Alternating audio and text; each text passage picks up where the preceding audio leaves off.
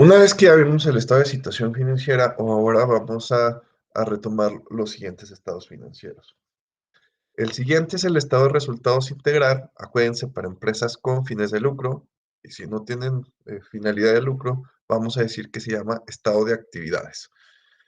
Nos va a permitir hacer un análisis comparativo. Por ejemplo, les presento en la pantalla en blanco de cuántos ingresos tiene una empresa, lo que hablábamos incluso en el postulado básico de asociación de costos y gastos con ingresos.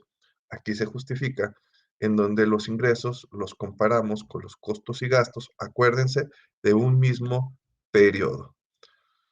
Y aquí dijimos que ingresos, cuando se obtienen las ventas, independientemente que hayan sido pagadas o no, acuérdense.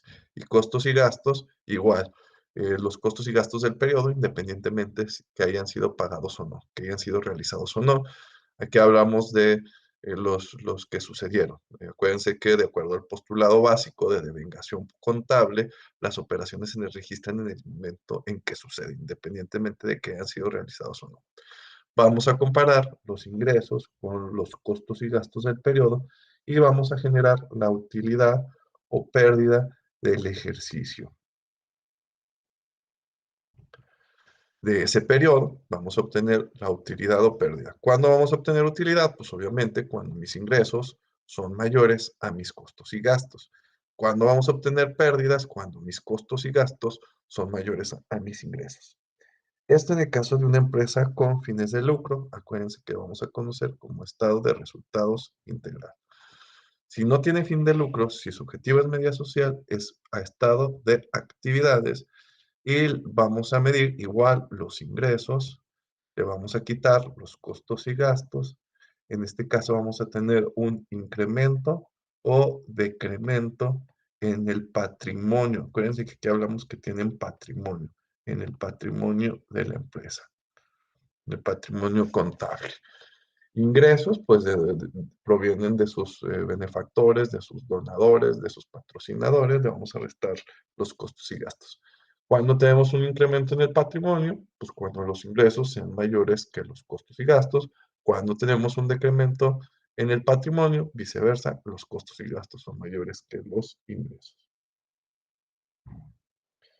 Enseguida tenemos el estado de cambios en el capital contable, que como su nombre nos dice, acuérdense que cuando hablamos del estado financiero, hablamos que los activos provienen de pasivos y capital contable.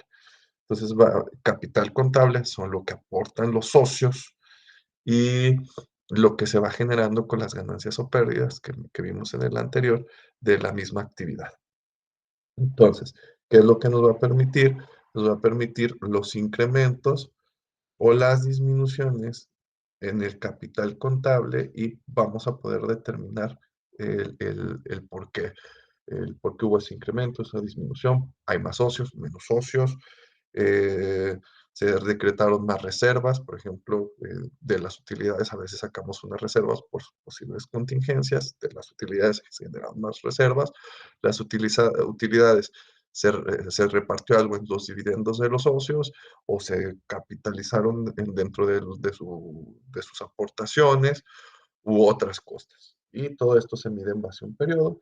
Y tenemos el otro, el estado de flujo de efectivos, que es los cambios en los recursos, en las fuentes de financiamiento, de dónde provienen, y estos se clasifican en actividades de operación, inversión y financiamiento. Como les dije, nos permite verificar si hay entradas o salidas de efectivo, en dónde se aplicaron o de dónde se obtuvieron, y los clasificamos en su obtención o su aplicación en actividades de operación, inversión o financiamiento.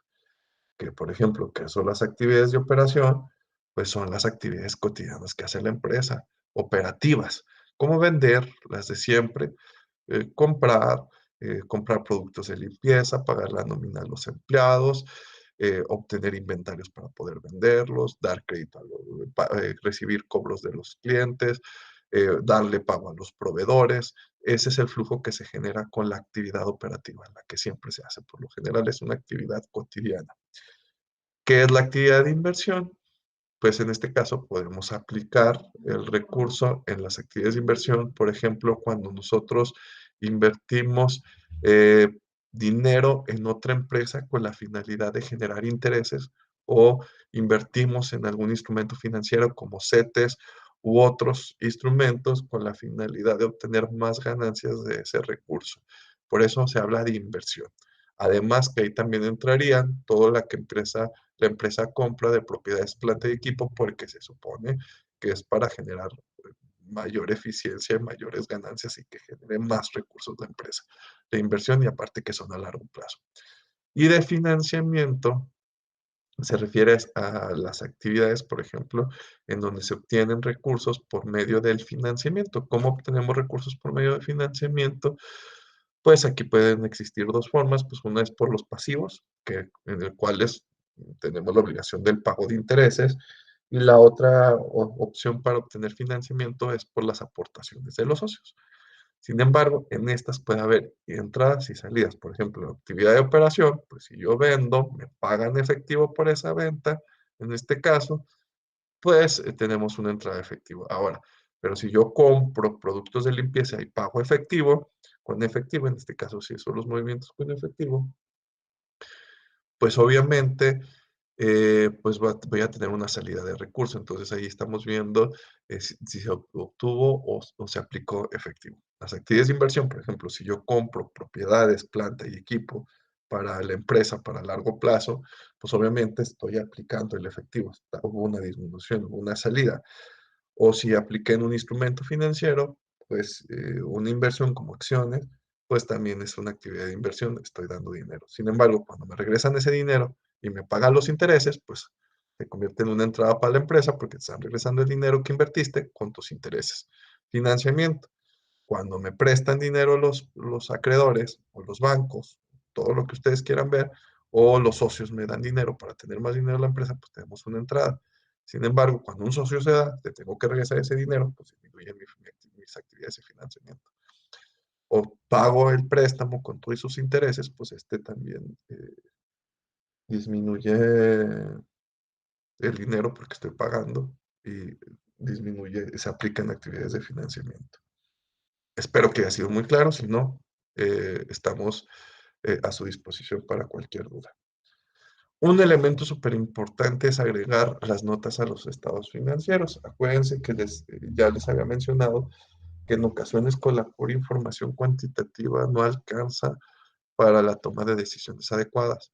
Entonces, a veces requerimos de información descriptiva, que describa la situación. Y los estados financieros es un medio por el cual ampliamos la información ya cuantitativa para tener un acercamiento más bueno o más cercano a la situación actual. ¿Qué nos puede medir? Por ejemplo, los riesgos que hablábamos hace rato, el peligro de la empresa de que pueda tener de negocio en marcha, de que ya no esté caminando, eh, también, por ejemplo, si tenemos recursos en moneda extranjera, entre otros. Las notas a los estados financieros es un elemento súper importante. Nunca se les olvida poner unas notas a los estados financieros, porque de ahí podemos tomar bastantes decisiones. Algo que sí tenemos que mencionar, que los estados financieros sí tienen sus ciertas limitaciones. Por ejemplo, las normas van cambiando, entonces eso implica que tenga que cambiar la información financiera y cuando entremos a las características cualitativas vamos a ver que necesitamos comparar mi información financiera para tomar decisiones. Entonces, cuando cambian las normas, tengo que aplicar otras cuestiones que pueden afectar su comparabilidad. Sin embargo, las mismas normas de información financiera nos mencionan cómo debemos de actuar con la finalidad de que no nos afecte tanto en la comparabilidad de la información financiera. Otra limitación es que eh, no se muestran aspectos muy importantes de los estados financieros.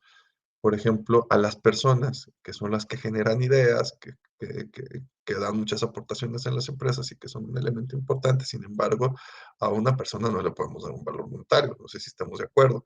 Entonces, ellos, su capacidad, sus ideas, su ingenio, su disponibilidad, su trabajo, pues no siempre se ve reflejado en los estados financieros. Se puede reflejar un salario, pero no sus ideas, su mentalidad y todo lo que aportan en la empresa. Eso no lo vamos a ver en los estados financieros. Y otro, que pues la información financiera tratamos de que sea razonable, lo más cercano a la realidad. En ocasiones,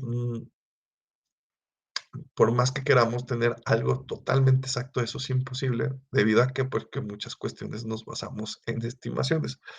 Como les platicaba en anteriores temas, por ejemplo, la depreciación es una estimación. La depreciación, por ejemplo, de mi carro, de mi computadora. Entonces, nosotros evaluamos esa depreciación, sin embargo, no siempre es lo exacto, no se puede decir que exactamente mi carro perdió el valor de tanto, podemos decir aproximadamente. Entonces, a veces no son tan exactos, por eso nos decimos que nuestra información sea razonable. Aquí también tenemos, ya habíamos platicado un poco de las entidades con propósitos no lucrativos, ya hablamos que su objetivo es meramente social. En este caso, pues vamos a ver que su comportamiento en los estados financieros es diferente. En ocasiones puede haber varios decrementos en el patrimonio porque su objetivo, pues ahí se demuestra su trabajo en las actividades sociales. Su objetivo no es ganar, sino trabajar para aplicar en cuestiones sociales. Acuérdense que son tres estados financieros: el estado de situación financiera, estado de actividades y estado de flujo de efectivo para las empresas sin fines de lucro. En este caso, pues también los ingresos no siempre son representativos en relación a su actividad, porque pues todo se refiere a puras donaciones. Entonces, no siempre vamos a encontrar que los ingresos sean mayores a los costos y gastos. Aquí sí es muy común en ocasiones que veamos costos y gastos mayores a los ingresos. ¿Por qué? Pues porque depende de sus patrocinadores y su objetivo es estar trabajando. El costo y el gasto demuestra el trabajo de las empresas sin fines de lucro. Eh, Y entre otros, por ejemplo, aquí también nos menciona que no siempre se demuestran correctamente o tan exactos como en el otro caso, en los estados financieros de información, porque, por ejemplo, muchas personas, sus donaciones es por medio de voluntariados, o sea, trabajan y pues eso no lo vas a ver reflejado en tus estados financieros. Por ejemplo, algunas ONG, muchas personas trabajan sin cobrar y esa es parte de su aportación a esta sociedad, a este tipo de organizaciones. Sin embargo, eso no se va a ver reflejado en los estados financieros. Y con esto combinamos lo que viene siendo la NIF A3. Espero que haya sido todo claro. Recuerden que esta información fue obtenida de las normas de información financieras que son emitidas por el CINIF. Muchas gracias.